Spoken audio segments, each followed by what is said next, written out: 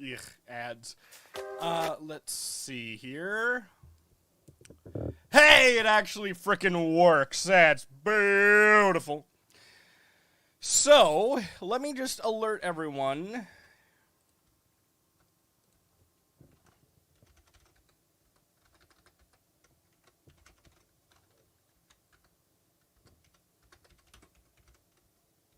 That we are going live. Put on a little bit of dope music in the background.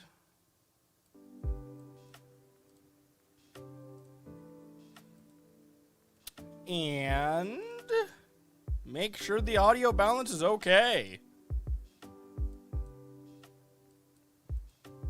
Woo! How's it going, Gambit? How's it going, Ross?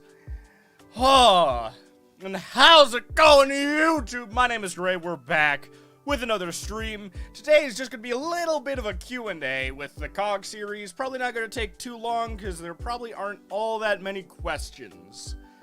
There are some questions I'm going to be saving specifically for shorts because Cog Q&A shorts are a thing I'm doing. But, yeah. And Gambit says, how's it going? It's going okay. Thank you, my guy. How are you? Oh, man. But yeah, anyone who has any questions, just ask away. I really like doing Q&As, personally. It's just, I don't know, it's something about it. I just thoroughly enjoy.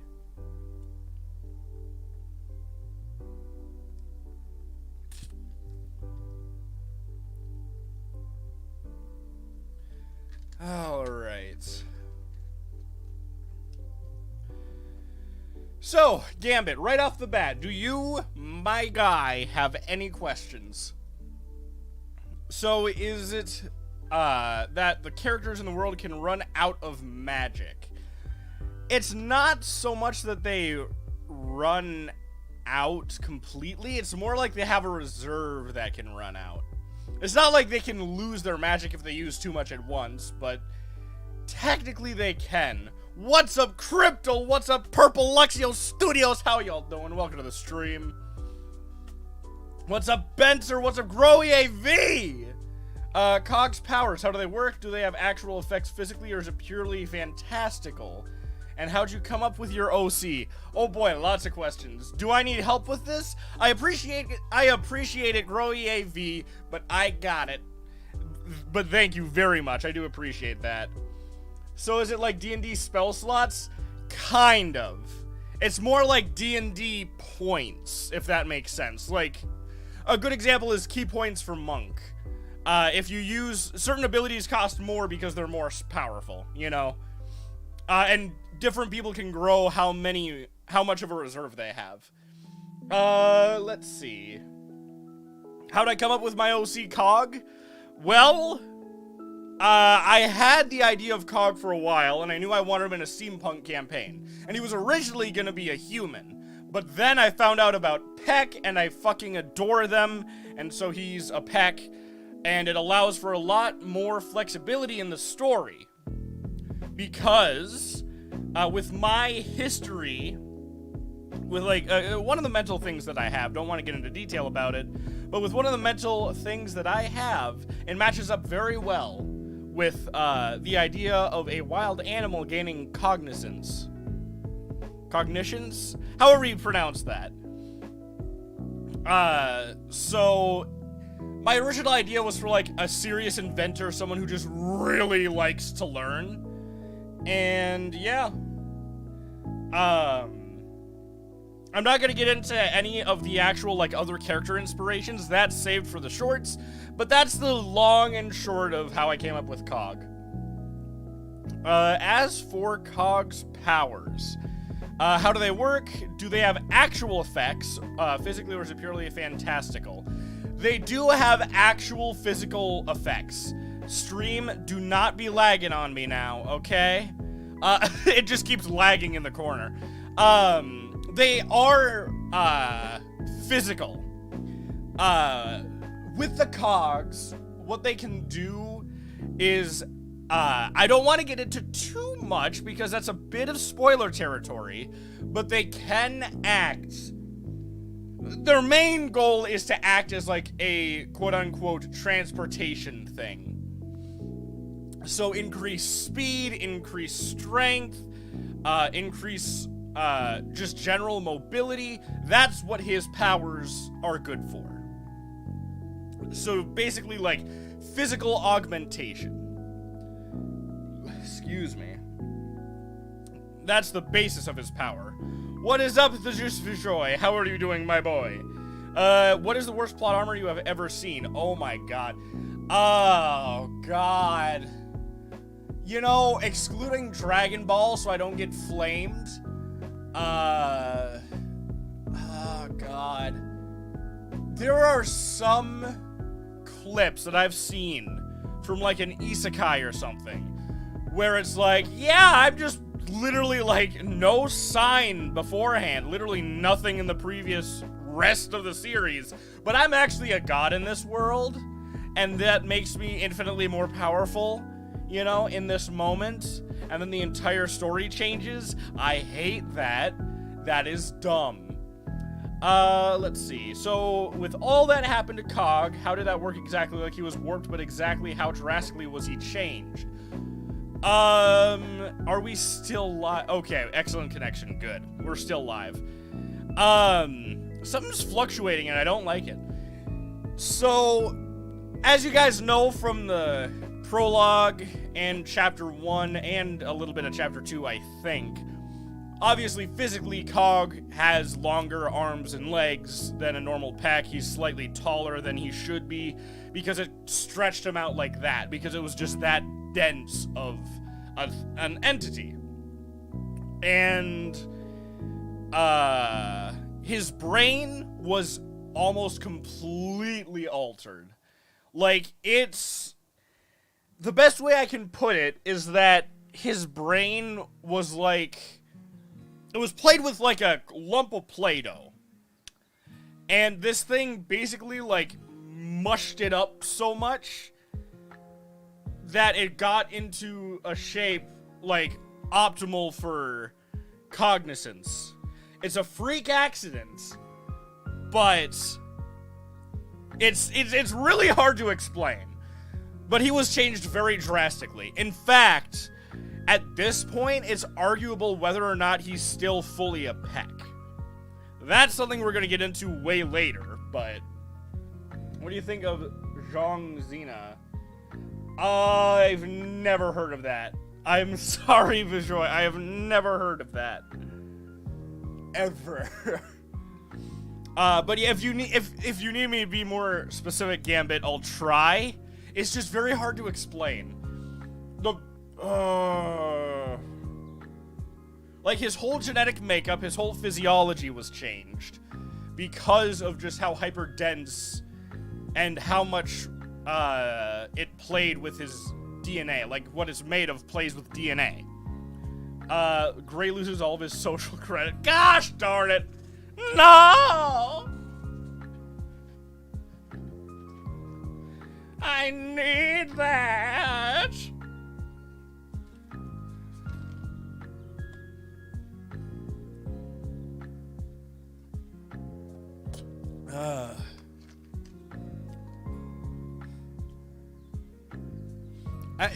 I'm trying to figure out how to explain what happened to Cog without spoiling anything.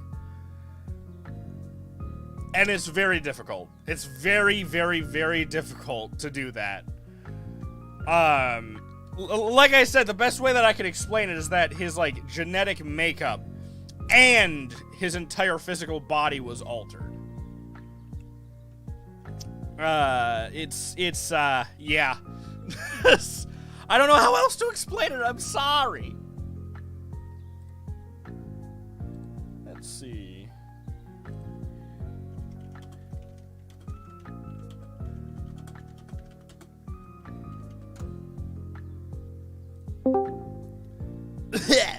Alright, so I am in VC currently. And we might be getting... Oh, there's, Fallacy. Fallacy, how do you pronounce your name? I'm sorry. It's, Foes. Both? Foesy.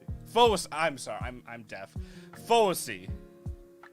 I'm trying to get your audio perfect here. crank it up to there. That should be okay. What do you guys... Let's see. So, yo! What is up, Ross? He's back in the chat, the voice actor for Cog. Assuming they're okay with it too, you can feel free to ask the voice actors any questions at all, because they might be able to give you some answers. As long as y'all don't spoil anything about the story.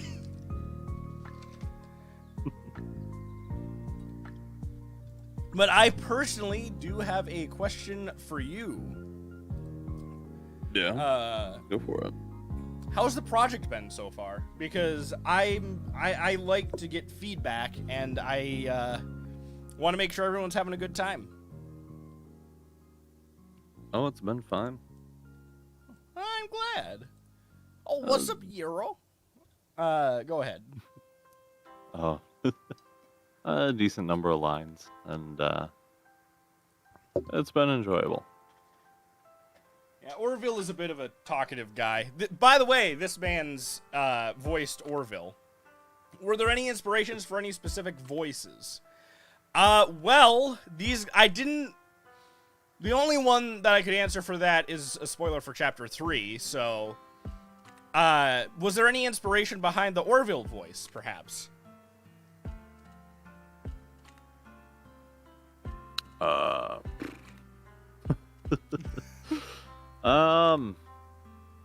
A direct inspiration? No. From the description that I originally read, I kind of envisioned Orville as a dwarf, and so I went with kind of one of the middle-aged dwarven voices that I use for like tabletop role-playing campaigns. Okay, it fits really well, by the way. I'm shocked. Like, I am honestly shocked at how well that fits Orville. I didn't even think about saying, like, well, maybe like a, you know, a dwarf from D&D, but that is kind of how I imagined him talking. How about you, Ross? Any specific inspirations for Cog?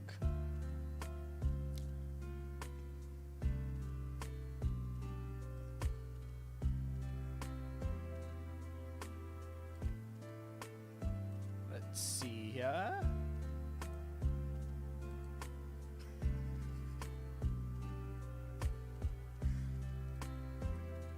Okay. Do you have any questions for me, perhaps? Foasi, is that... I fucked it up again, didn't I? No, you said it properly. Okay. God, I am bad with pronunciations, I'm sorry. It's quite alright. No major questions really come to mind. Okay. There's a touch of Gollum from Lord of the Rings, but otherwise not really. Huh. Okay. I do like that. Yeah, again, anyone who has questions, if you watch, and feel free to ask away. I'm obviously not going to answer a question that gives away too much, but if it's not explicitly, like, you know, what happens next or something like that, then I'll do my best. Just try to match what I thought you might have been after from the description of your advert. I still don't understand how you nailed it, and you were like the first or second person to post an audition. I don't understand that. It's crazy. Oh my gosh.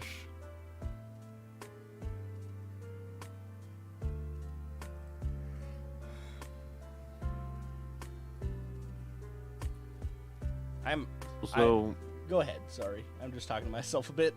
What has been the greatest challenge thus far with the writing of Cog? The entirety of Chapter 2. Mainly because of the mental space that I was in when I was trying to get that done. That's why it took so long to get out. And guys, do not worry, we're already onto the voicing of Chapter 3. So it's going to be out a lot sooner. Hopefully. I still need to find the right voice for the big bad, who is making a slight appearance in here. And it's such a specific voice that I need. So, it's very hard to find. It's very hard to find. But hopefully we can find it and do the character some justice. But yeah, otherwise, it was probably also having to, like, restart the series. You guys probably don't know because I think I only set up the Cast and Call Club page after I started rewriting the series, but I had like 4 chapters out before I posted on CCC. And I had to delete it because I wrote myself into a corner. And then I got help from one of my friends who's actually an English teacher. And they're helping me like organize my ideas, get everything so it's coherent, avoid plot holes and writing myself into a corner and stuff. But it's so far, by far, the worst of it has been trying to get Chapter 2 done in a reasonable amount of time. What's up, Rusty Gamer? How you doing, my guy?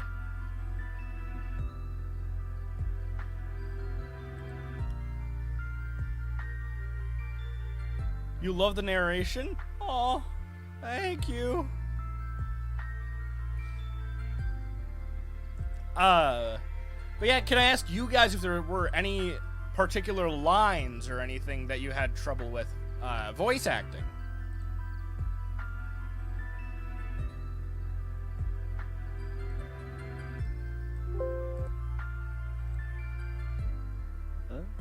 No, none thus far. Okay. I've had the specific pleasure of having my lines be one take. Lines being what? I'm sorry. One take. Ah, that is nice. That is nice. Here's a question. How advanced is the tech in Cog's world? Oh, how am I going to answer this? Because if I do it wrong, so many spoilers are going down.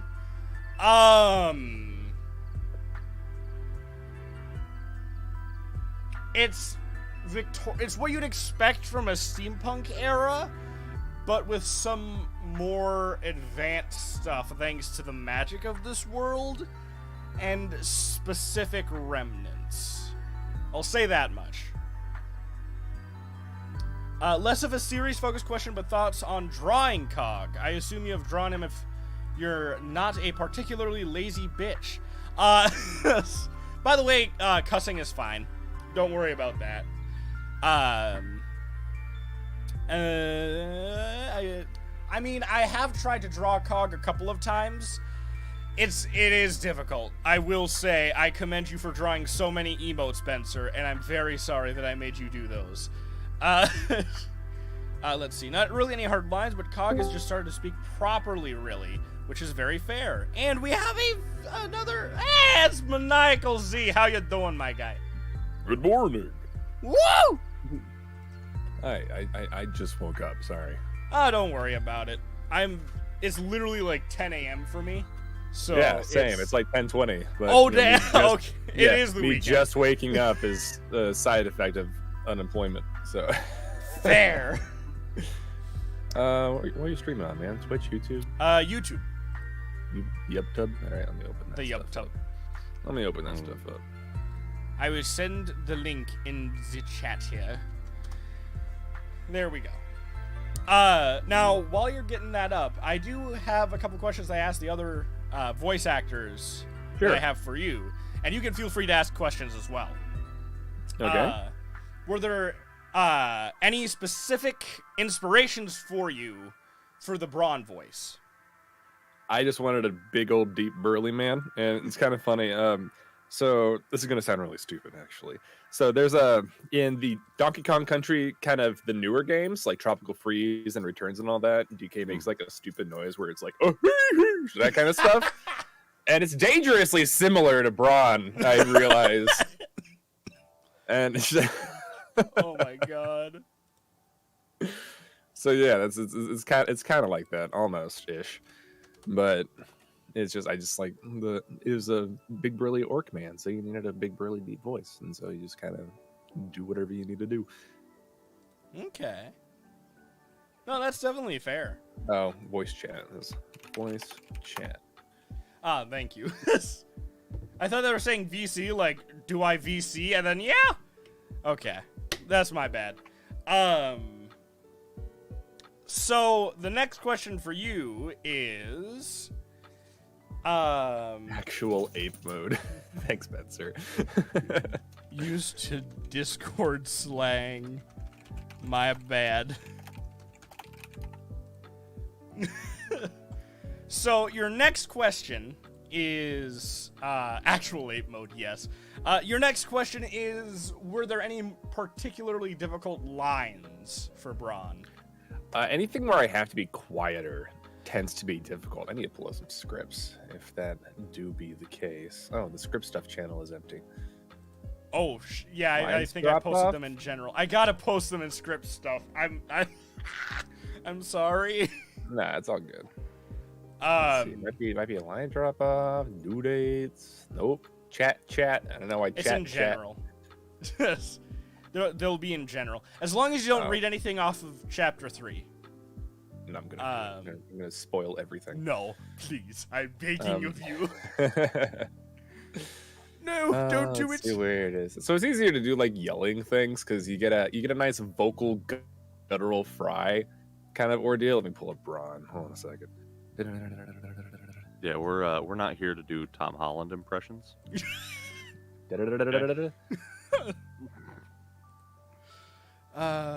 Yeah, like it's got to be one. It's got the trademark height, Josh Shore. I didn't know if that was. It's supposed to be like it looks like it says Thought Brawn. So it's just a little. It's difficult for me to do the deep, loud voice if I have to be quiet. It's just a little difficult in that way. But everything else is pretty like me being loud, except for Brawn and Muttered, where it's like, did you like that? Yeah. Kind of ordeal. But everything else is like, you had a lot like. Yeah, you just gotta. It's almost like you're doing like a really, really crappy John Swanson impression. But like Joe Swanson.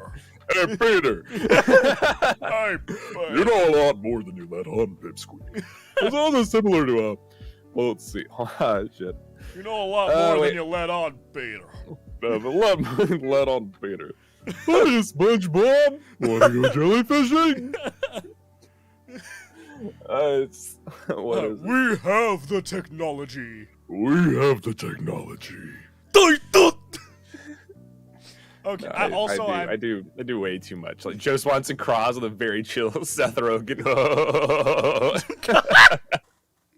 We have to do something with that. Thanks, Bencer. Thank you, Bencer. Bencer is a national treasure. Yeah, so yeah, I throw a little bit of like Patrick in there, where it's like, no, this is Patrick. but you have to curve your whenever you say when you say Patrick, like Patrick, you have to kind of just curve a little bit of your tonality a little bit further down, and it's just me trying to be as deep as possible without sounding way too hammy, which you can absolutely do. If you go purposefully too deep, you sound too much like a bagel fry, Patrick. You sound like one of those stereotypical like animated women, like an animated cougar or something. Come here, big boy. When you gonna find yourself a nice Jewish lady? Yeah, well, like that was like, all I want to do is have a good fight. And I want you to show me what you can do. Like I like being able to yell and have the vocal fry kind of thing go with that it. one was really good. That was a really good take on that line, by the way. I commend you, good sir. Yeah, screaming as Brawn is really fun. I can only imagine. I mean, there's a voice that I can do, which if the opportunity arises, I'm going to use it. But it's very much like a villain, like an old scientist anime villain voice. That's the best way I can equate it. Just like, One of my other favorites says being an old decrepit wizard. Like, well, I had a D&D character one day. His name was Lorik Lufalu. He was a dwarf wizard. And I actually have a few roles now that I use this voice in, and it's a lot of fun. It's a little Mark Hamill jokery at the end. Like, I love it. Actually, the funny thing is, Fosi was saying, he uses dwarf inspirations for the Orville voice. That's true. hell yeah, brother. But yeah, like my favorite voice to do is very much for people who don't really watch that much anime. The best way I can describe it is like the musical Beetlejuice, that Beetlejuice voice, but hyper eccentric. That's a deep cut. Like, wait, what? That's a deep cut. The musical Beetlejuice. Bro, I love it. But it's just like, So you adventurers have finally arrived! it's just Right, like, where does that fit in? That's rad. I love that. What character does that fit? You know. But then you have the Beetlejuice voice, which is, it's a lot more applicable. So, Bleh. Bleh. Lordy me. I do not say bleh, bleh, bleh. Sound like what is it? A pack-a-day Frieza. Pack-a-day Frieza? Yeah, like smoking a pack a day. Oh! Frieza. I was thinking Pack-a-day like a last name. Oh my god. Super pooper scoopers are just legend. Yeah, super pooper scoopers are just legend. Exactly. Good lord. I've actually It was memorized. delicious. I've memorized that entire bit word for word. Hello, I don't give a fuck. Hello. Hello. Hello. Welcome to the stream. This background is kind of trippy. What, for the stream? Yeah. Oh yeah, I was trying to get into sprite animating, and that's Oh, nice. the result. So Eggs. I Eggs. agree, fuck. I agree. I actually had some this morning. They were fucking delicious. I've had Gosh darn. nothing.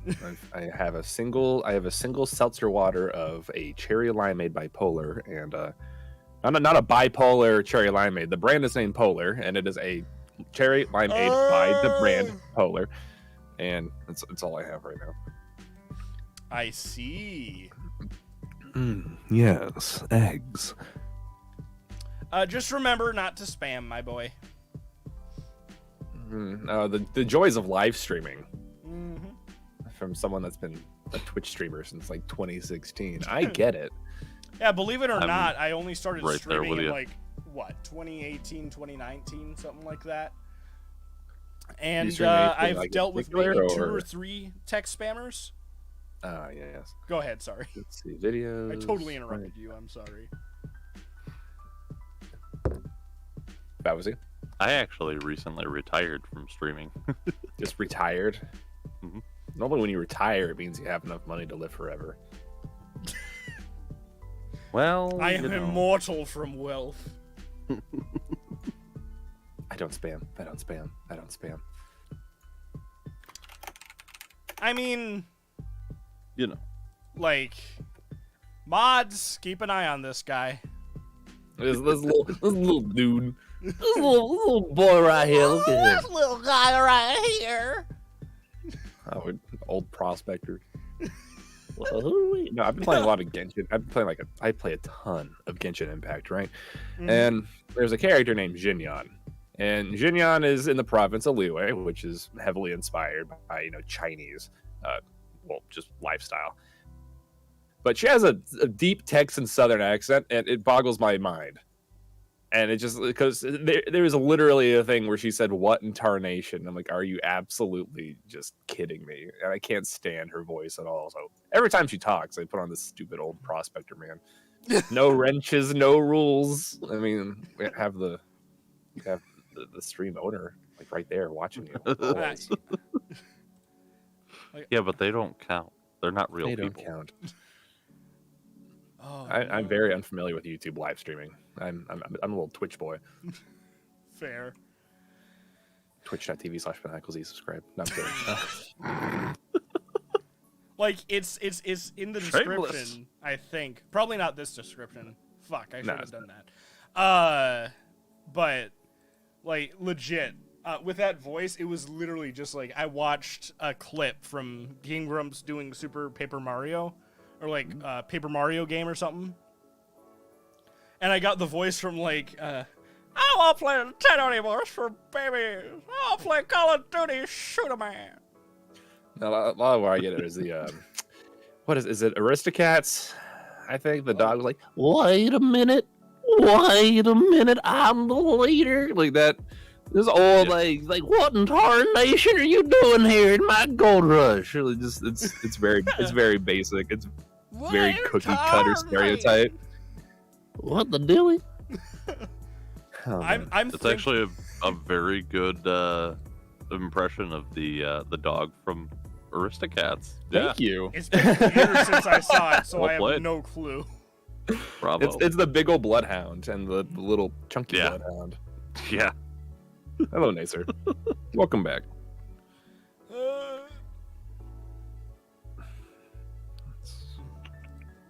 have to catch up on. I haven't checked my phone at all since I woke up. That was a cough. That was a hell of a cough. Yeah.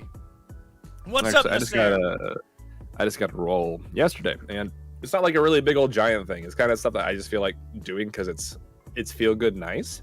Mhm. So they need a they just need a quick narrator, right?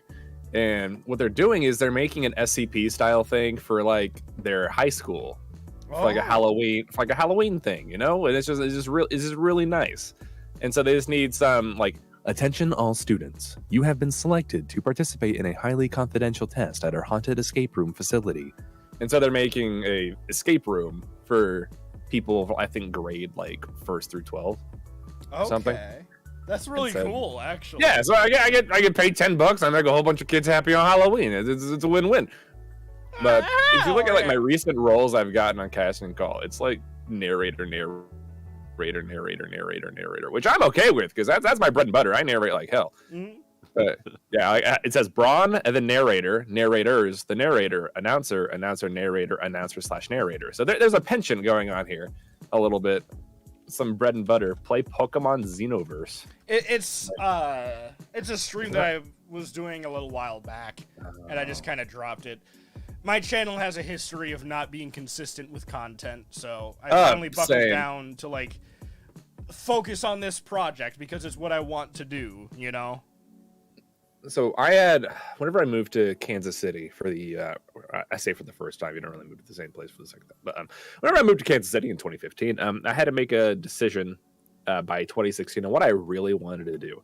And at that point, I was working on cosplays, and I was doing Smash Bros. For Wii U tournaments, which later turned to, of course, for Ultimate. And then I was doing Twitch streaming.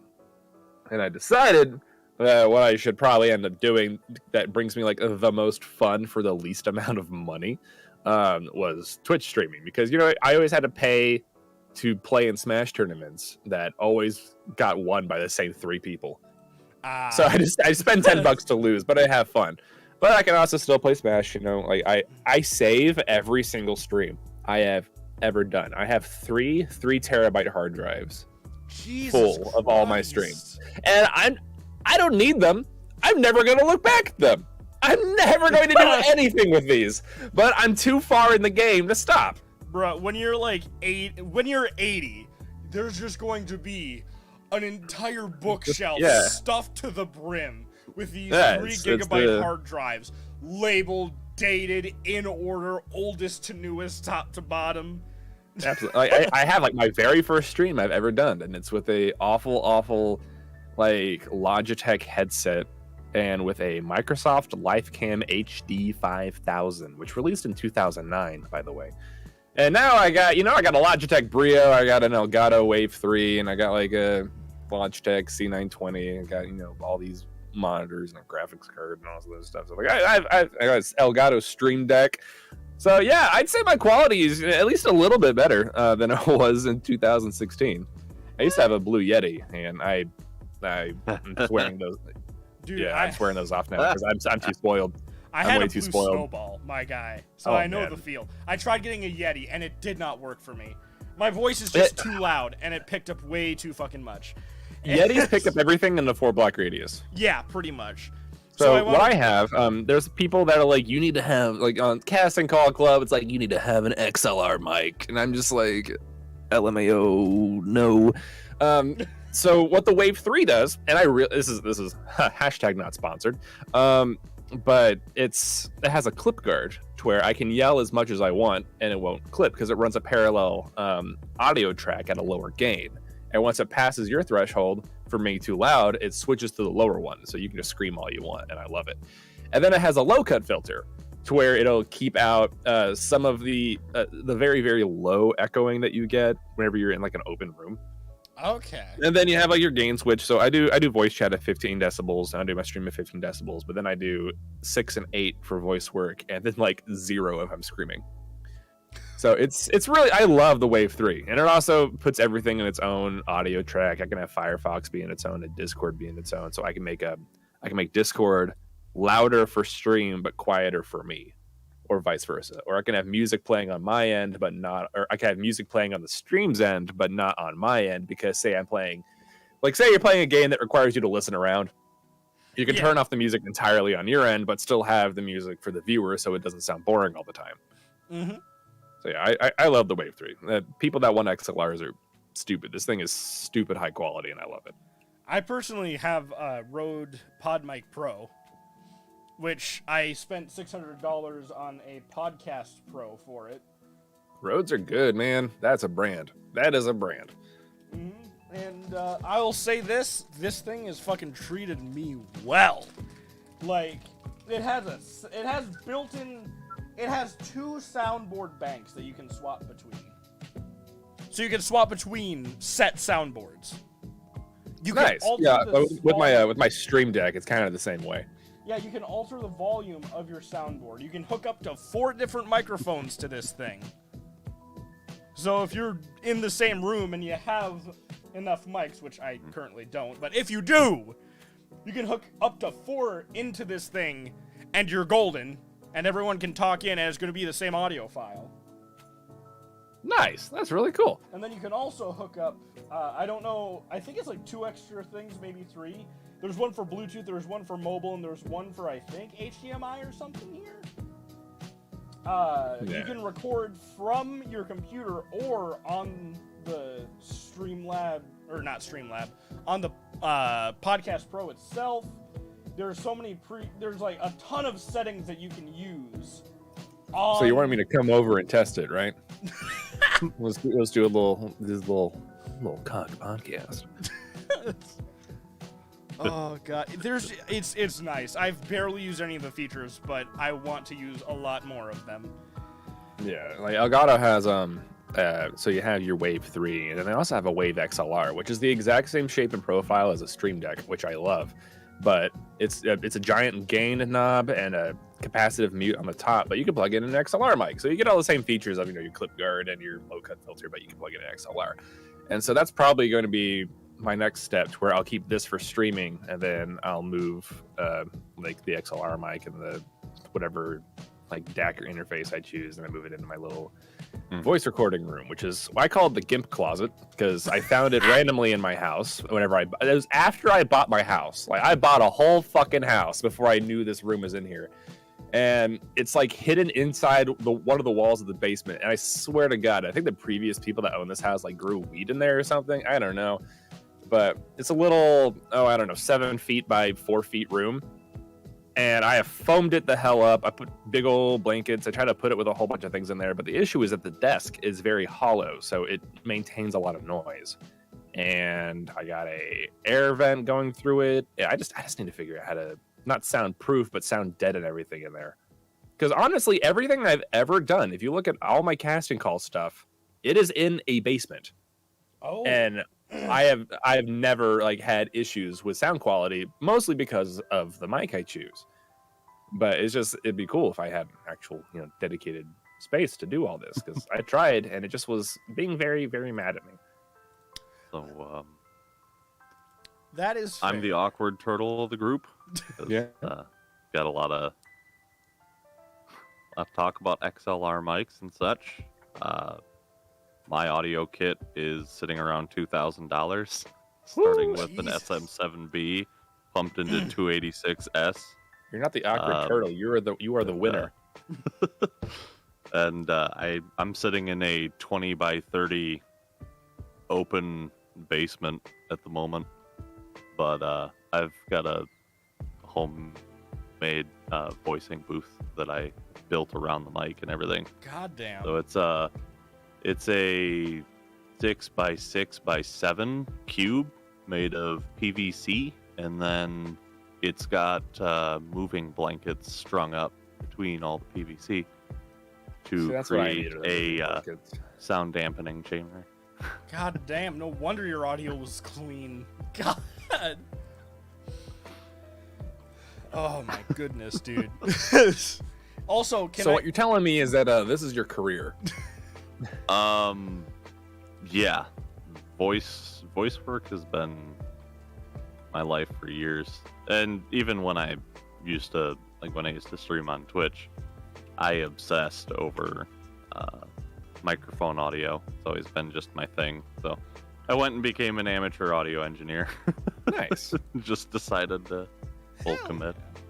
You need to get back on casting call, bud. I don't see you on anything since August 10th. Who, me? Yeah, you. Yeah. Yeah, you auditioned for someone I auditioned for. Neither of us got it. Yay. There's someone who got Orville. Look at that. They got casted. I'm looking at all your stuff. Rebel Trooper for Star Wars Galaxy's Legends. Yeah.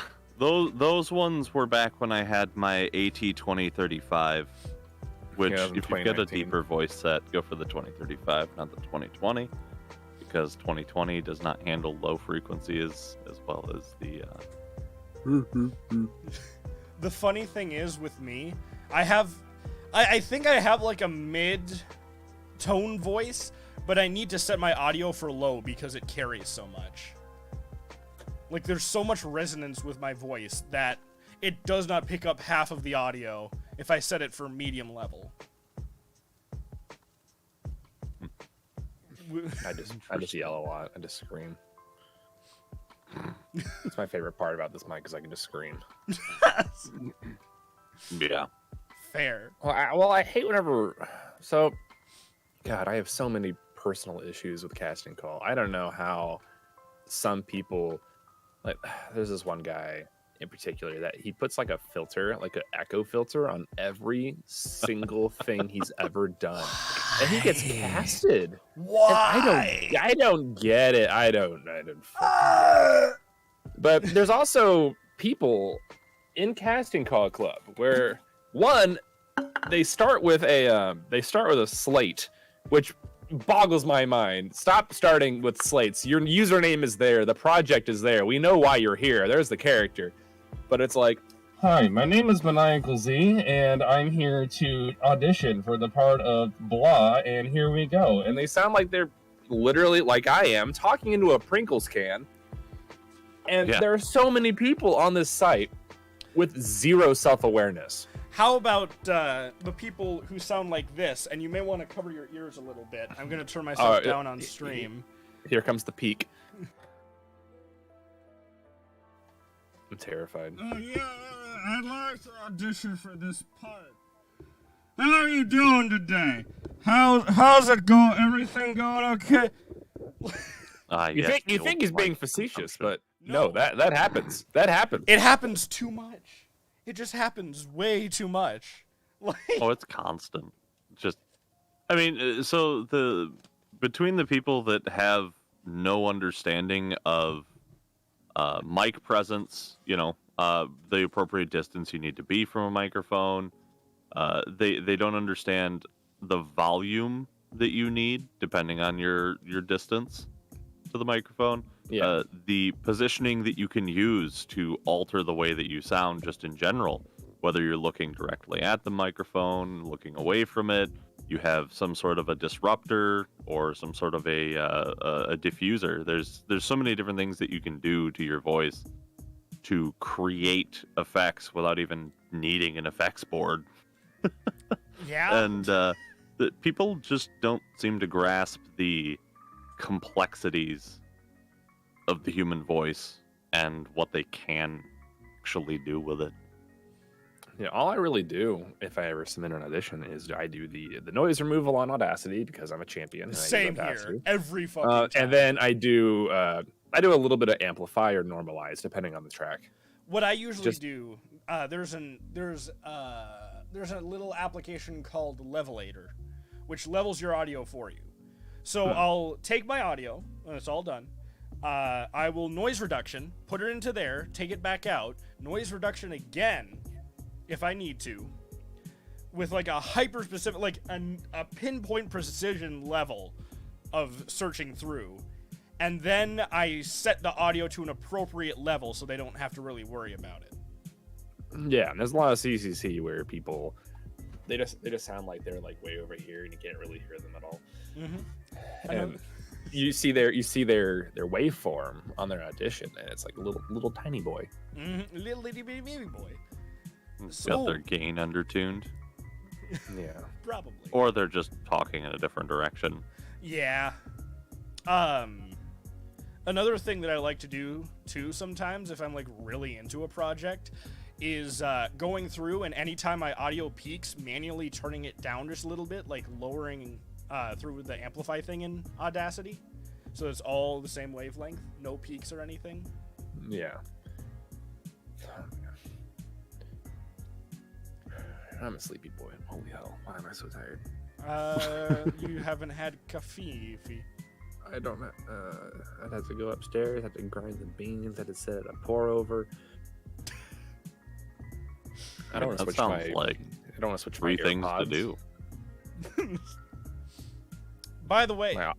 something that I noticed, and it's not bad. I actually really think it's cool.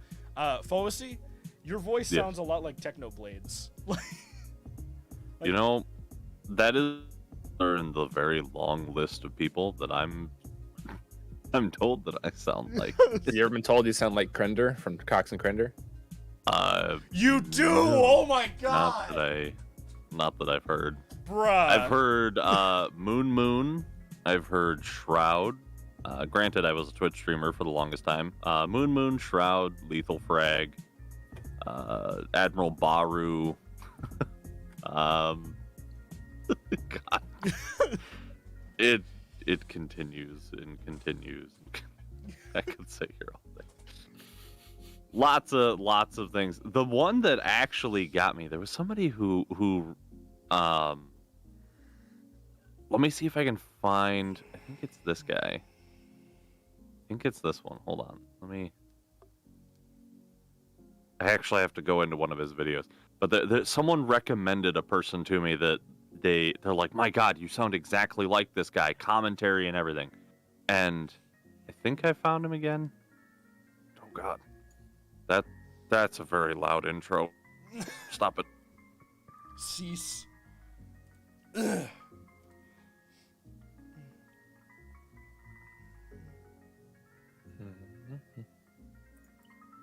Yeah, there's this guy named Vash that.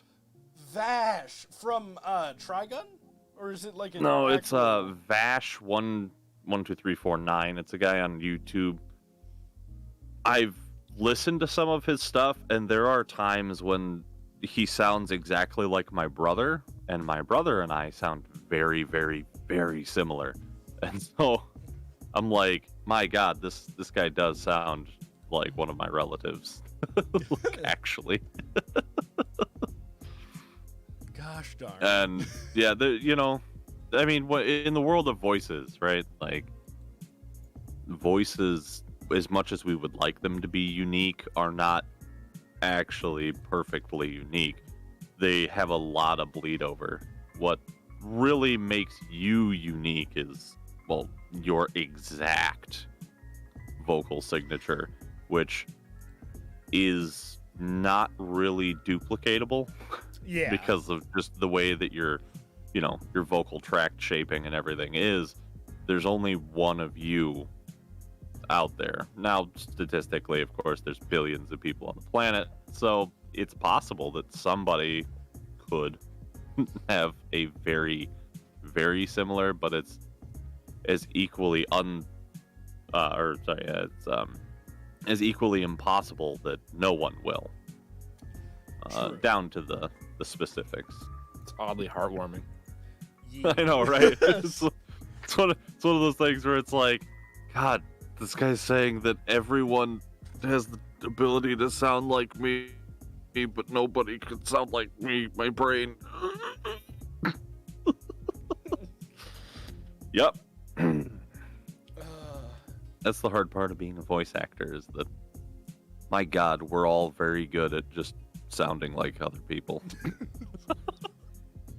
Honestly, I have so few voices that I can do well, and they're all those annoyingly hyper-specific voices that barely fit anything. You know, like the Beetlejuice voice, or the frickin' Prospector voice, or I mean, that's the where it all anime's starts, old right? scientist villain voice, you know? It's always like, so what's annoying is, this is me on my high horse, people thinking they can be a voice actor just because they can do a lot of impressions. Because it's voice acting, yes, but it's part voice. They got that down, but it's the acting part that they have to get down. So Brawn in no way like really exemplifies my ability to voice act, because a lot of my voice acting comes from my natural voice and be able to convey emotion in the way that I'm used to conveying in my regular voice.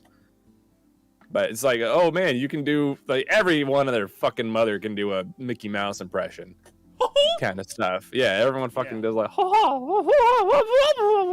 yeah. And then you need Donald or Goofies and all that stuff. But then, like, you have people say, oh my God, someone said I should be a voice actor because I can do a lot of impressions. And I'm like, that's not how you're supposed to do it. You can, like, go ahead, try it. Like, voice actor. yeah, go ahead and try it. I'm not trying to discourage people, but, like, it's hard. It like, really holy is. hell. It really is. The number of takes you have to make, the amount of stuff you have to know for editing your own audio to make it presentable. The only reason that I got into voice acting at all is because I was already doing YouTube for years. So I already knew about all of the audio shit. And I finally found, like, my natural tone and stuff, you know? Yeah. And I sound like an announcer. I get that. Or like an advent, you know? Yeah, so this is how, like, my normal voice is usually. But then I also have stuff where I can talk a little bit higher and I sound with a little bit more emotion, a little bit more perkiness, that kind of stuff. And so those are like the two that I normally shift between depending on the project. But it's a lot easier for me to convey the emotions I need with my regular voice, which means I just have more things to work on to where I need to transfer my ability to show and have emotion into, like, my acted voices. Hello, Totem Racer. Oh, that's my mom. Hey, how you doing, Madre? That's your mom? Yeah. You single?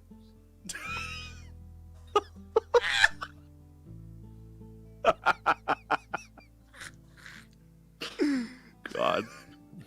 I heard neither a yes nor no. I'm dead. God. I have ascended to the 5th dimension. God You're damn welcome. it. No, I do not believe she is single. Okay, all right. Let me know. Keep me posted. Keep me posted. Fuck. Yep. Oh my God. There it is. Very happily married. Good for you. I'm happy to hear that. No, I'm very happily married. The gentle turn down. To her credit, I'm seeing someone, so. Oh, fair. I'm trying to think where we were. Fuck. I'm talking about the acting portion of voice acting. Oh, right. And then, Who needs to act? You just have to be able to do stupid You voices. just need to talk. You don't need to convey emotion at all. Voice acting's not acting, it's just talking. I can't believe she fucking died. Like, Oh man. killed Kenny. my heart will never be full again. See, I do. Like I said, I do a lot. I do a lot of narration. That's But I also do a lot of like I feel good dad roles, kind of stuff. I think I have like 3 dad. Yeah, let's see. Tamashi. I got Will, which is the old wizard voice. I got a guy named Dadbot. I was a rebel father in this guy's video game. I do a lot of like heartfelt dad roles, and that's a lot of fun. I like that kind of stuff. yeah, that is I'm also also a general in a Gettysburg reenactment skit thing. okay. That one was kind of out of left field. Not gonna lie. I mean, hey, work, bud. Yeah, you do you. Yeah, what was the? Let's see. Yeah, it's like for me, I've done a lot of announcer roles and stuff, and I've gotten asked about narrations and announcers and whatnot. Because, you know, for just $19.99, you too can have this fantastic product. But wait, there's more. More. But wait, there's more. I need to get on Fiverr, start selling myself. Or you just get the fucking 1850s salesman where it's like, but you forget there's more to it than that. The transatlantic voice. Exactly. Yeah. The radio kind of stuff. Oh, yeah. what a depressing time that was for voicing. Then you got the people like fucking Puke Watson, which is the voice my dad came up with. Do either of you know what puking is on the radio? On the radio? Yeah.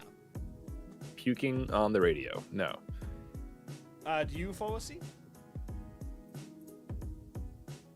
I mean, one would stand to guess that, it's similar to puking regularly, but no. Morty. I have heard a person compose an entire song from the sounds of hundreds of different people puking, and that's just something that I never really needed in my life, but I didn't want to know that existed, and now I have to look it up when we're done. Okay. Link me up, Chief. I don't have the link to it. It was showed to me by an old coworker, and I immediately forgot it forever. Other than it exists. Oh, God. Puking on the radio is basically like forcing like an overhype voice. Like where you're overhype all the time. Oh, okay. Gotcha. Like Good morning, tri-state area. That kind of thing. You do sound like you're puking a little bit. Yeah. You sound like Otto from The Simpsons. Yeah. Hey, Bart. Exactly. Yeah. Yes, I know the voice. Whoa, this place has windows. I don't think I can afford this. And you go a little higher. You sound like Read this in the Sonic. dollar store. How good can it be? Yeah, you tune that up just a couple of pitches, and you're Sonic the Hedgehog. Like, Wow, chili dog. Chili dogs. Bounce pad. Do your Puke Watson voice, show what it be. oh no! Oh god! Oh man, but yeah, it's just the fucking. I like doing it. I really like doing the Puke Watson voice. I mean, you can't do it for too long, but it's Good morning, Twin Cities. This is KQ 92765 in the morning. The highway have a traffic's face for looking radio. real fucked up. I've got a face for radio. You're not wrong. me. It's my face. It's on the radio. My face. My face is on the radio right now. Was it System of a Down? Hey man, look at me rocking out. I'm on the radio. Oh my god. Have y'all ever heard of the green apple trick for voice work? Oh, eating a green apple to help like soothe your voice. Well, not really soothe. So you're like a those noises that you hear when you're talking. like the mouth smacks. Yeah. So if you eat like a slice of green apple, the acidity of the green apple actually dilutes the kind of the mucuses, the mucus. I don't know the plural of it. And so it actually it eliminates that in your mouth, and you can talk a lot more cleanly without having to worry about your little smacking noises as I'm drinking a seltzer water, which is not helping me in the slightest. But it only works for like 10 minutes. So God help you if you have like an audio book where you're just gonna do nothing but eat like 17 apples like you're a middle school math problem. You walk out of there with a beer gut full of fucking green apples. The orchard's trying to sue you. Yeah, I've heard it works. I was wondering if you guys heard of it and if you've done it before. I've only heard of it to help with your throat. Along with, there's a really long named throat syrup that a lot of voice actors use. I think it's like a Chinese throat syrup.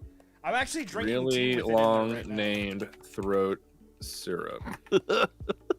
Ninjam Piepakoa. Yep.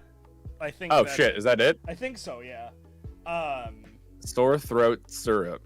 Yeah, and it helps when you're. It looks like a bottle of like soy sauce. It's more the consistency of molasses. Honestly. Here, I'm putting a photo of it in chat. Okay. Ninjam Piepakoa. That's it. Well, it really helps. This is literally the stuff that like Dragon Ball voice actors use when they have to do multiple cuts of them. It had to be like Goku and be like, yeah.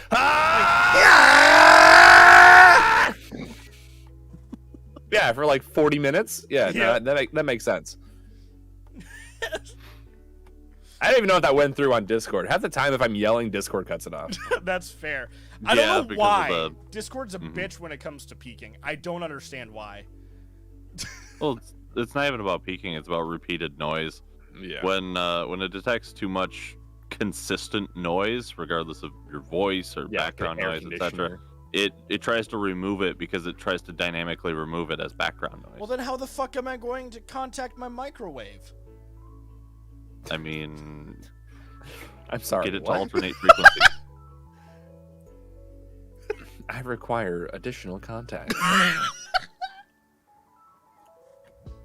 There's not enough paid roles on CCC. You right require now, more Vespine gas. I need money. I am unemployed. I like how my unemployment every week asks me, like, were you able to work? I'm like, yeah. Like, why didn't you work? Do I have a job? Like, like all the time. I actually need to file for my weekly payment. Got him. It was cool. Like, so I get like, I'm in this weird crossroads of life where I've never been unemployed.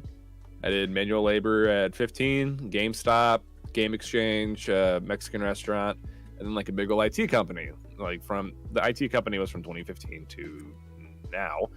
And I got laid off and I don't know what to do with my life. And it's really weird. And so I need to find a place that like will actually, you know, pay me, but pay me more than unemployment would. That's fair. Which unemployment. Now you make silly voices on the internet for $5 a pop. Ascended. $5 a pop. God. You have ascended. Yeah. Congratulations. So if I can make this like my fucking hold on, my brain.exe has stopped. My mainstays, that'd be super cool, but it's, you know, it's hard to get a career in VA because first you need to get noticed and then you need to just be really lucky. Yeah, honestly.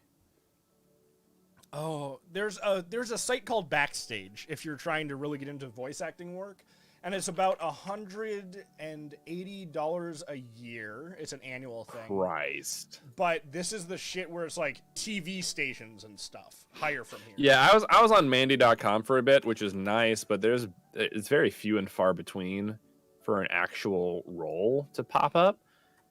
And it costs like $60 a year, and I figured out, oh well, you know, if I get it, if I get 1 gig, then I'm good, because that covers it, right? Because a lot of these paid is like $425, 150 euros, 250 euros, 225 cent a is that a word? Is that a line? I don't know what that is.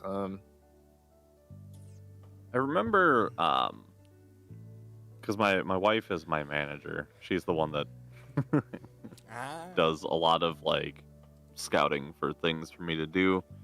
Is this full time she for has you? a talent for finding things. I mean, everything that I do is full time. I work for myself as Okay. like That's an what I'm independent wondering. creator and such. Fucking teach me your Yeah, ways. no. senpai. Backstage, we had some reservations with backstage because, one, I know a guy who produces like movies and TV shows and stuff, and he's used backstage in the past to find talent, and in the circles that he's in, backstage is almost like a death word. Oh, Just because it's kind of like no slights against Casting Call Club, but it's kind of like Casting Call Club, just with a price tag attached. There's a lot of flaky people. There's a lot of just really poor quality. There's just a lot of people in general, and between those things, it gets very tiresome. One of the projects that I auditioned for, they sent out a letter to everybody that was like a Google document, and they're like, we had 978 submissions from Casting Call alone, plus however many, like 400 from another source, and they're like, at what was it, the average length of like 3 to 4 minutes or something like that. They had 2 months worth of listening content to go through just to get, just to try and find the voice that they wanted for a particular role. And it's just like, So I just tried to sign up for backstage, right? And it said Mandy and Backstage are now part of the same family. While both services are still separate and post unique jobs and opportunities, you can use your Mandy account to sign into Backstage. I'm like, all right, cool. Let's see what we got. So I don't have to make a new account. That's baller. But let's see if there's a build yearly. Save 37%. So that's build yearly, $12.50 a month. Select plan, payment review. Select plan. Yeah, this is all me. Yep, that's my phone number. Yep. And then when you go through on the plan, I'm gonna try to use some codes that I found on Retail Me Not. My man's. heck, Hey, wait, whoa! It's not letting me put in a freaking code. I don't want to spend $150 dues. Payment? Have a coupon code? You bet your ass I do. because I have honey. Because I have. This stream is brought to you by Honey. If only. So you have 30% off annual subscription, or it says Black Friday sale, extra $75 off 1 year Backstage, one use today. So why don't I see it? Oh, I bet it's for the magazine. That would make sense. 1 year of Backstage. Okay, 50% off plan. $50 off plans. Let's try 50 so off. I do have a question related to, I guess, the origins of Cog, which would be how long have you been writing? How long have I been writing? Just in general, or this story? Experience as a fantasy writer. Well, I haven't been published, so I don't know if that disqualifies me straight up. But as for actual writing, I've taken multiple classes in school. I was writing before I was in school. I got some of the books that I made from just typing up in Microsoft Word that I printed off, put up in the library. I've been writing on and off ever since 7th grade, I think. I stopped writing consistently. But in the past couple of years, I've picked it up again. So I don't know how long total, but I've been on and off writing for a long time. Nice. Yeah. What's the original inspiration for Cog? Like the series as a whole. It's, I guess, like, originally it came from my love of world building in D&D without being a good DM. I'm not great at being a DM. Everything that I do, because I'm so used to writing, like, stories, winds up half railroading, and it's like, well, shit. I'm sorry, guys. It's just, yeah. Now we have to figure out new stuff, so it's not railroading. So I'm sorry decided. that you all made the wrong decision. Actually, you're not supposed to go that way. You're supposed to go this way. Yeah, no. I'm I swear to God, if you don't go pick up that lever across the room, I'm going to tear your head off. I swear to Tiamat, if you don't touch that goblin's forearm, I'm going to kick your ass. Fair enough. So it was a love of world building for D&D as a DM without being a DM, and I kind of took that and made a magic system that's, I guess technically it's a sort of a form of thaumaturgy, because it's mostly understood by science, but there's still enough question to it where it's still magic and not science. Because I watched, I think it was from Tale Foundry, they explained it really well. They essentially said that thaumaturgy is like the explanation of magic, or like the normalcy of magic, like a full understanding of it, without everything being explainable. So that there's still that element of mysticism. Magic is just science we don't understand yet. Exactly. I think that's the quote that started off the video, and I love it so much. But, that's pretty much the inspiration for it. Like, I wanted to make something that was my own, that was unique, and combine a lot of stuff that I really liked. I adore steampunk aesthetic. I like making up my own mythical creatures and stuff, and world building and all this stuff, like you would as a DM in D&D, and I just kind of combined it all into this world. And then, like I talked about way earlier, I took Cog as an OC who was going to be human, and then I turned him into a peck because I fucking adore those little bastards. The best way to describe them to those who are uninitiated, including their origin, is just Scottish super gremlins. Fair. Super gremlin. Super Gremlin. In theaters this Friday. I mean, everybody loves a good super gremlin. Super Gremlins are amazing. I mean, it's nice to hear that it's I guess you could say like a tabletop origin. Yeah. As so many things are. Honestly, yeah. I was gonna ask you, Maniacal Z, because I haven't asked you. Oh my god, he said yet. my name right. Thank god, no one does that. Hey, I am slightly literate, okay? Wait, did you say hi to Pikachu? Oh, is Pika in chat? What's up, Pika? How you doing? Also, enjoy the grind, mama. She's going back to Destiny 2. How's it going? It's going pretty good, thank you. How are you, Pika? Also, I was gonna ask you if you had any questions, Maniacal Z. Oh, no. Okay. No. No, I'm just I mean, here, man. Probably not questions about Cog, but you know, I'm vibing. just questions about the Just sanity questions. of people in general. No, I'm good. I'm just filing unemployment. Yes, fair. Right on. Right on, getting free money. Government's paying my mortgage. I mean, it works. Hell yeah. Pog, government paying the government. So, I'm not the government. what is the root of everyone's voice journey? The root? where did it start for you? Oh man, that's a deep cut.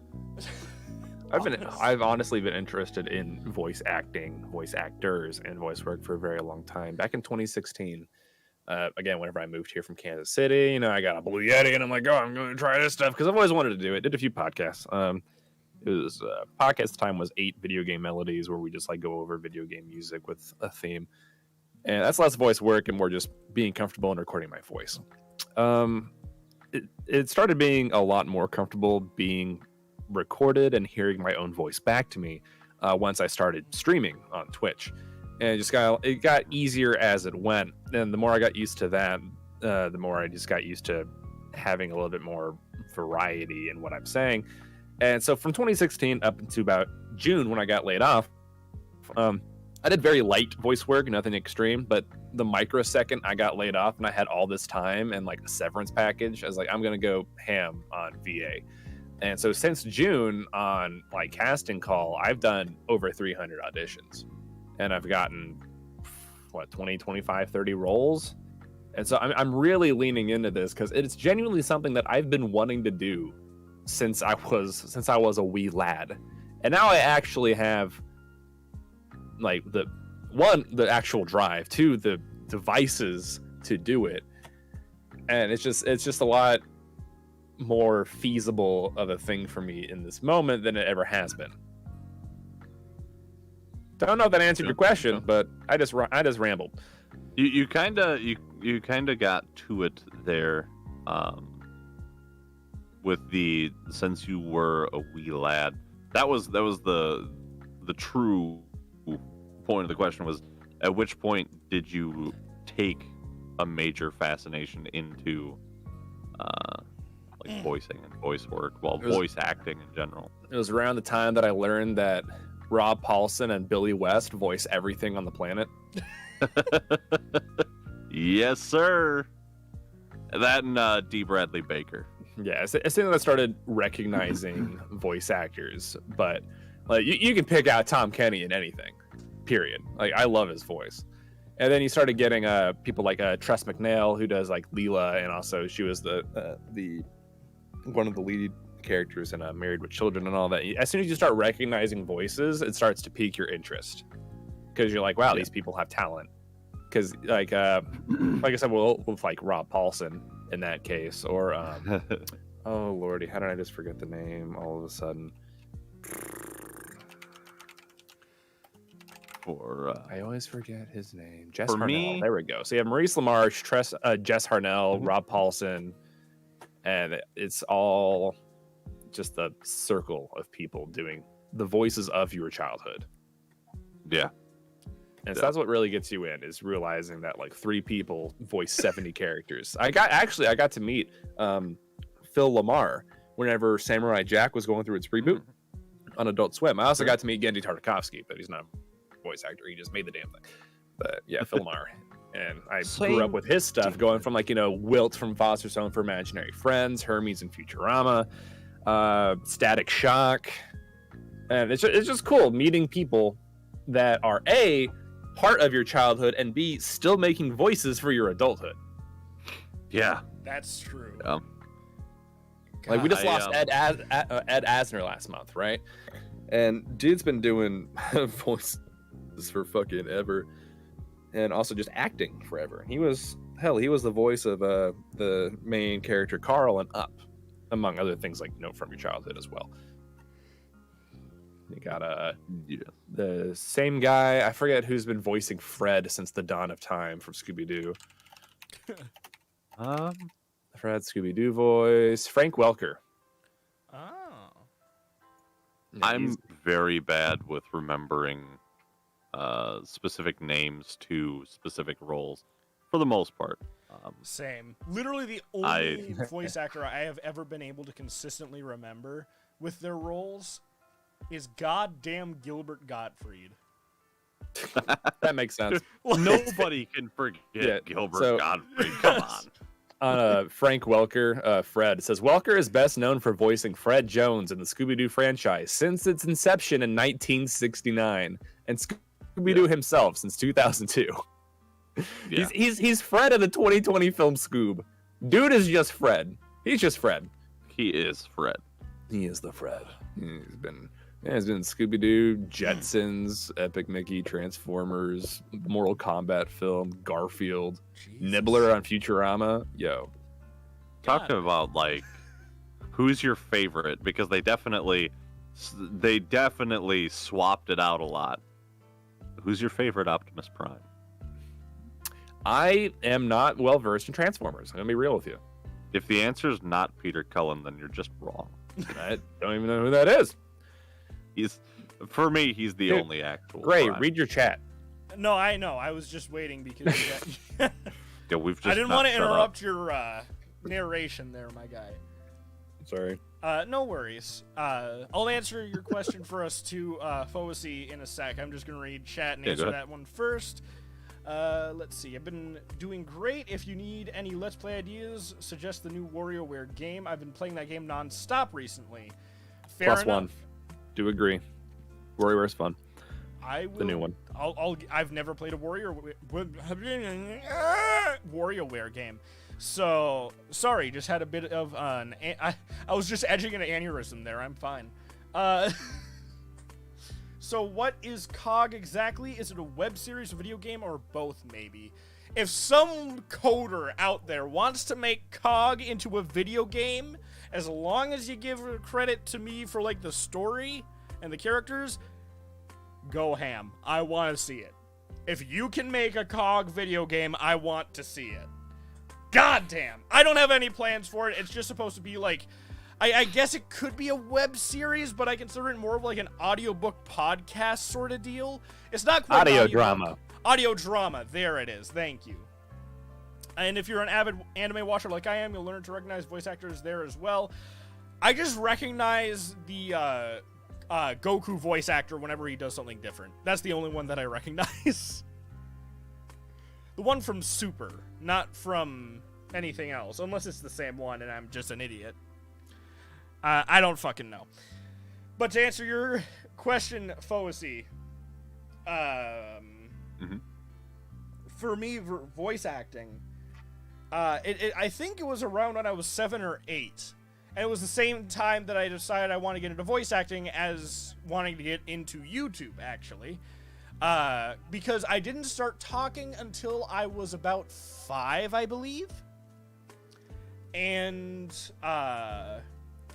my dad always did a ton of voices. He's really good at doing different voices as well.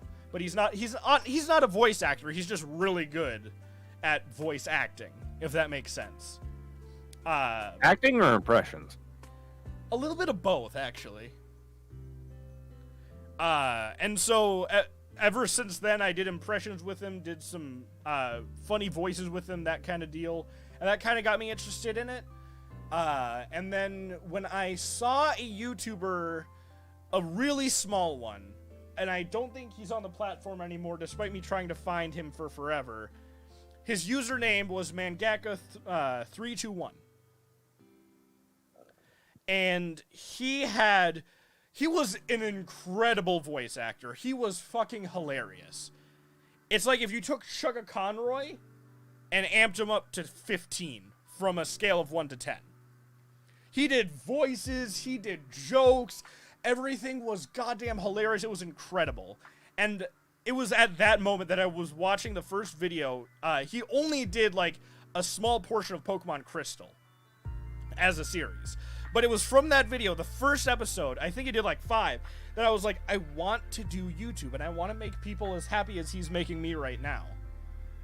So that was kind of the moment that's like, I want to get into this kind of thing. I don't have any like role models that are actual voice actors. I don't have any experiences with voice actors or anything that really egged me on. I just saw one small YouTuber that really made my day, and I decided that's what I wanted to do. Nice. Hell yeah. Let's go. Suppose I should answer I my own didn't question. talk until I was 3 years old? I thought it was 5. Oh, well. Talk? You thought you didn't talk until you were 5? Yeah, I just remember going to speech therapy. Man, 5. That's late. Mm-hmm. I'm glad we have your mom to correct you. Yeah. Your hilarious voice actor. Great. Thank you, Pika. I recognize my personal hero, Todd Habercorn, whenever I see him in some anime or video game. Who's Todd Habercorn again? I'm going to look this up.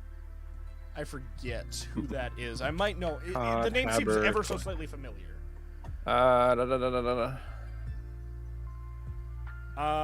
He's in a lot. He's in a lot. Oh, God. Dear God. Mother of God. I like how there's a separation of anime and animation Yes. on his Wikipedia. He's Death. Oh, he's Death the Kid and Soul Eater. Okay, so that's one that I recognize. He's mostly an anime boy, is what I'm seeing. Yeah. Oh my God, he plays Natsu. Now I feel like never an idiot. mind. Okay. Never mind. He's Razor in Genshin Impact. I fucking hate him. He's Bruh, my least favorite voice in that whole damn game. Did you guys? Okay. I don't know if you knew this. I don't know if you watch.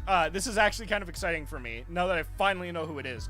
Pika, did you know that Todd Habercorn actually starred in a Natsu-looking guy in My Hero Academia defending Endeavor, a fire hero? They really looped that in, and I fucking adore it because Fairy Tail is my second favorite anime just under My Hero Academia. My Hero Macadamias? My Hero Macaron. He's a person in 3 houses, person in Fire Emblem Heroes. Yeah, God, yeah. Now that I know that he's Razor in Genshin Impact, I don't like him anymore. It's just flat out. I hate his voice in Genshin Impact. Because I talk about how well the VAs are in Genshin. Like, they're all fucking great. And then you get to Razor, and you're just like, okay, well, no. Who the hell is Marlowe from Attack on Titan? I have no idea. No idea. I haven't the foggiest clue. That's an anime that everyone keeps telling me to watch. He's in but I never do. Nintendo. He's Drive Knight in One Punch Man? How did he get in One Punch Man? I thought that was by just being like good not at what he does. like I don't remember One Punch Man being like big boy status. So I didn't like, oh, he's Jocko in Dragon Ball Super. I don't like him anymore. There we go. Wow. The least likable characters. God damn it. That's like, I recognize 2 of his roles. That's it. Wait, Hiroshi Tamida. Who the fuck is that in My Hero? Is he the random citizen? Or is that... And I love you, random citizen. Oh, it is the random fucking citizen. The wiki says, also known as Can't You See Kid.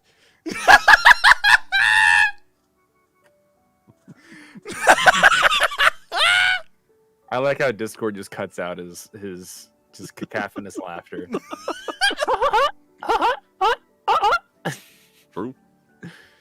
Oh man. Who's your favorite voice actor?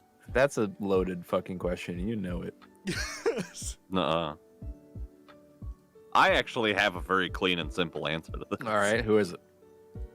My absolute favorite is Jim Cummings. That's solid. All right, you know what? The voice of you know what? The voice of everyone. Are you kidding me? I mean, Jim Cummings has voiced so much. Yes, I know. He's voiced well over 70 different characters. Yeah. But I mean, it's all about the origins. Like my origin story of when I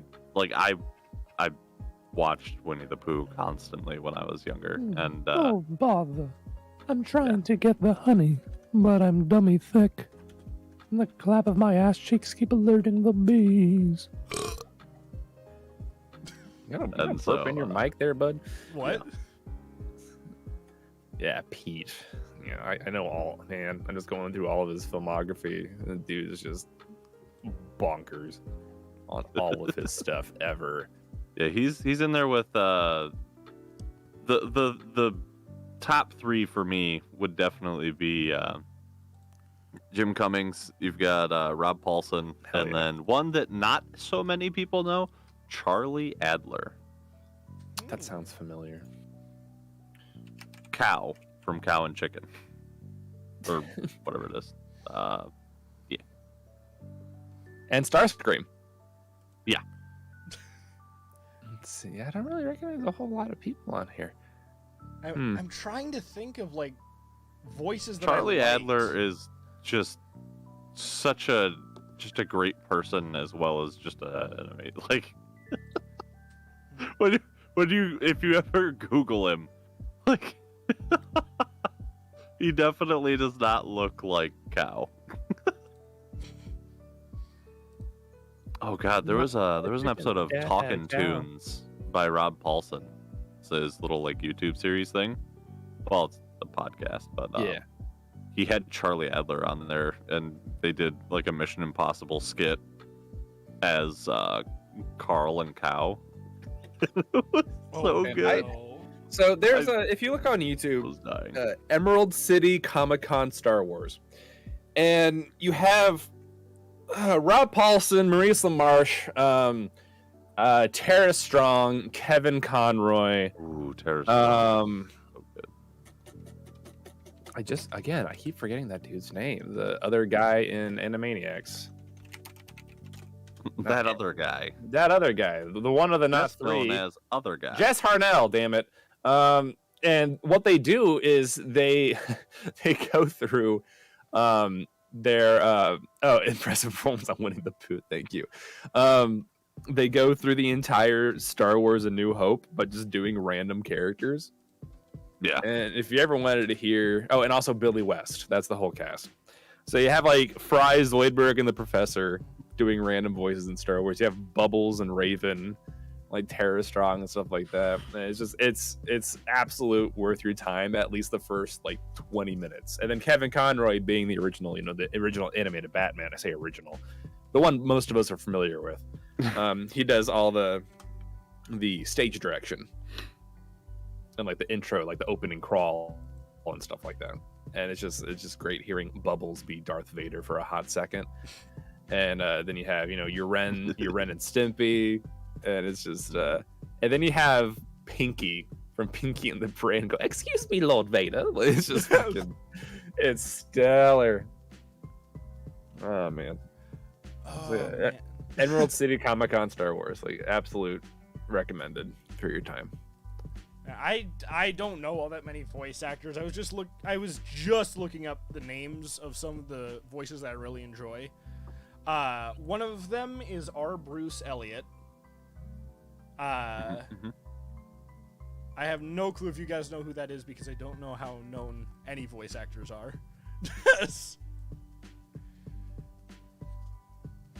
If they played in any large-scale cartoon throughout the 90s and early 2000s, we'll probably know them. Well, he was in Kitty Grade, Case Closed, Full Metal Alchemist, Spiral, Sergeant Frog, Burst Angel, Gunslinger Girl, Backy the Grappler, Lupin the Third, Desert Punk. Man, you're speaking anime, and I don't get it. I don't know any. Well, he was Captain Ginyu in the Dragon Ball series. Sorry, I didn't think that it would blast audio whenever I opened a new tab of my phone. No worries.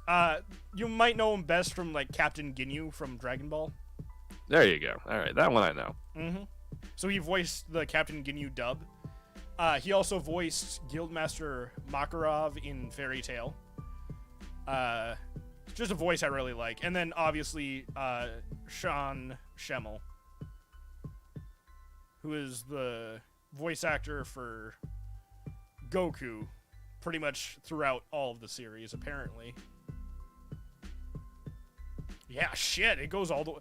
Oh my god.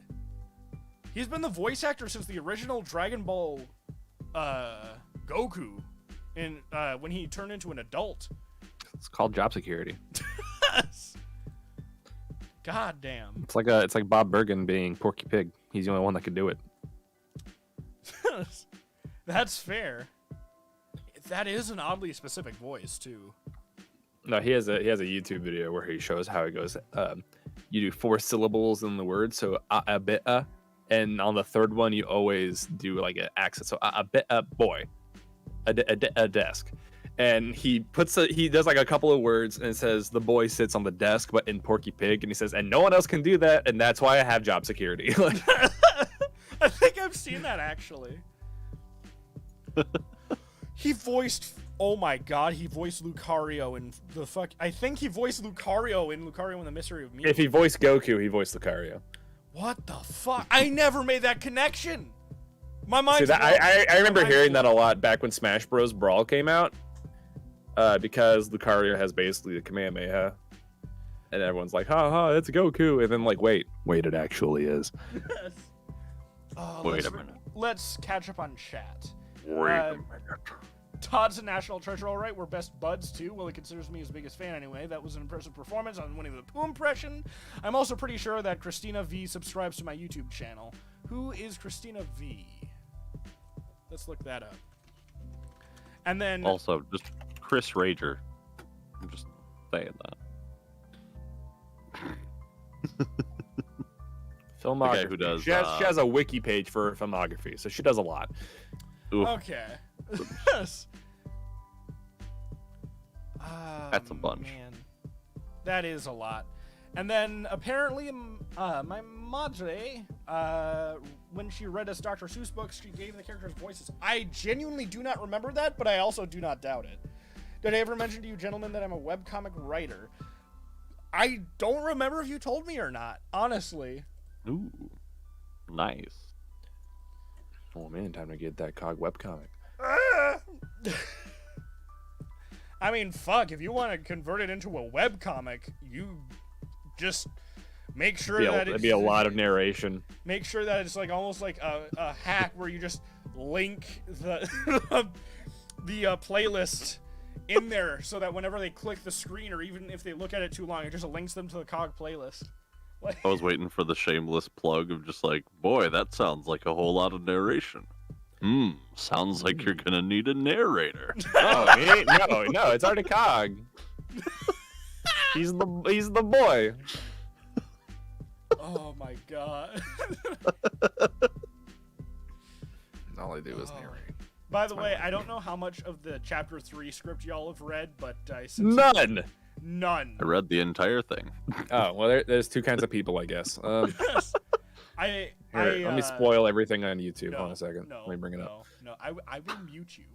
Brawn takes out his massive, huge orc cock, and says it right here. Well, this is where I resign from the project. I can tell you for a fact that is not what that says. I'm pretty sure I read it Oh god. in a book somewhere. I posted a meme that you'll get Foci in general. All right, pretty good lines in this. All right, I'm down.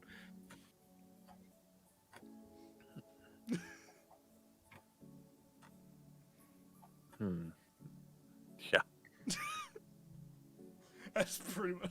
I just saw that picture shortly after I finished writing the chapter. I love the shitty. Oh, I always forget. What's the thing where you stuff animals? Taxidermy. Taxidermy. Thank you. Yeah. Shitty taxidermy. It's always good. Oh man. Mm-hmm. But yeah, I also do like Gilbert Gottfried, and not because he's good, but because he's so bad he's entertaining. Here's a spoiler. Brawn says Olga. You bitch! How could you? How could you? Every time I voice Brawn, it's always fucking just talking about Olga. That's kind of the point, right? Oh, I know. Like my audition was like, Olga, you in here, like that kind of shit. Yeah. You in here? You didn't have many lines, so there was just like Sorry. shifts over to crying.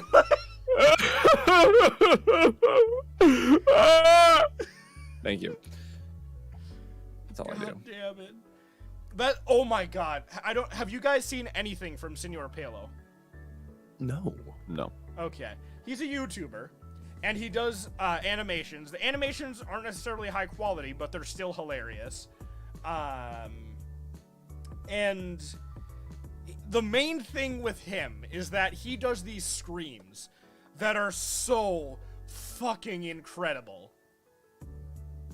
Like, I cannot do them justice. The closest You should try though. Well, one of them, which is I think he got big for doing a spoof on Undertale, and his animations are very long. But one of them is like Flowey just killing Asgore. Spoilers for a game made in 2015. That was only 6 years ago, man. Oh yes, because the internet blowing up and it being promoted on Steam during the time of its release and all that shit totally wouldn't have alerted people in the past 6 years. Nope. Totally not. Especially not with the creation of Deltarune. Totally not. But I digress. He made an animation of where Flowey is stabbing Asgore, and the scream he does is just like... I don't know if that went through. It did not. Oh, Not no. It was dead fucking silent. Hold on.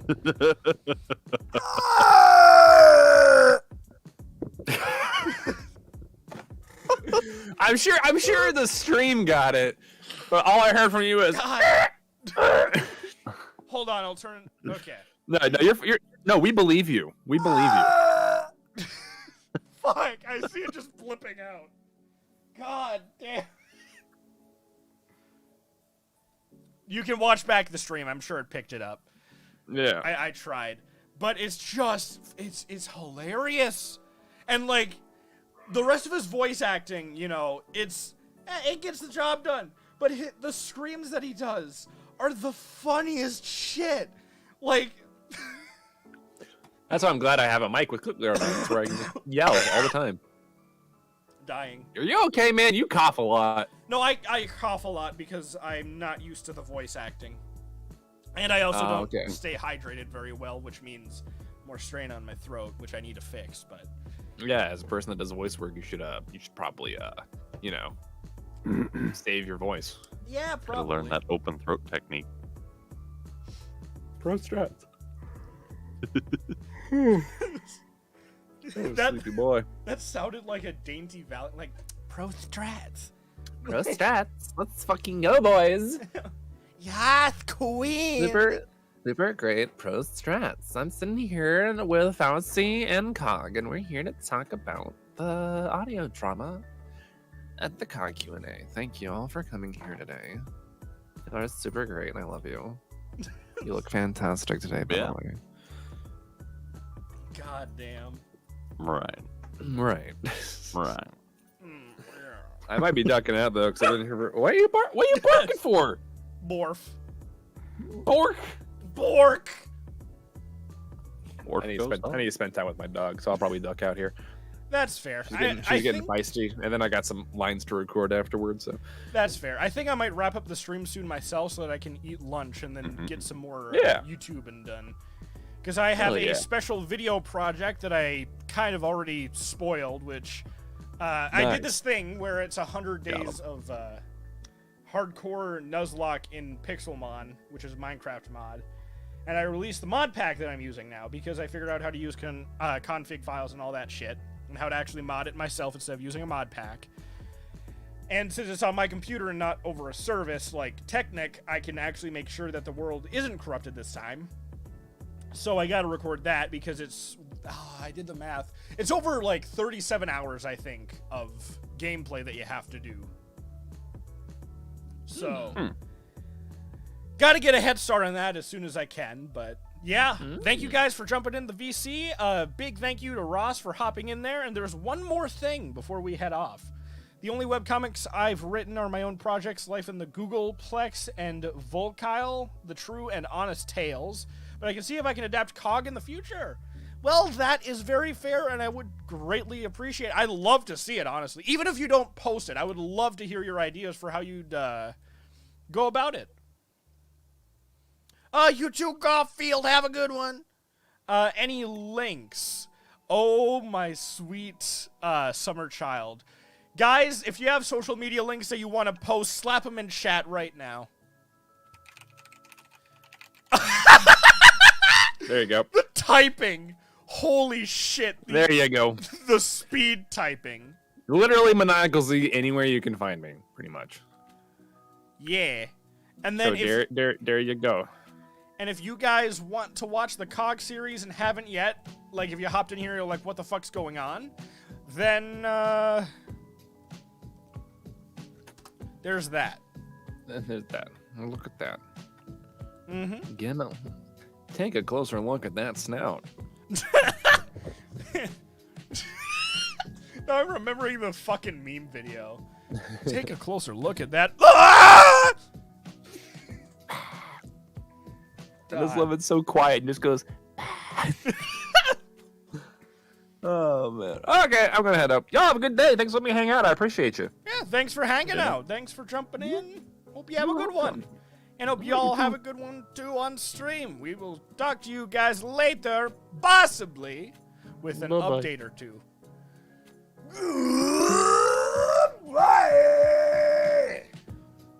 God, I'm lightheaded. I haven't done that in a while.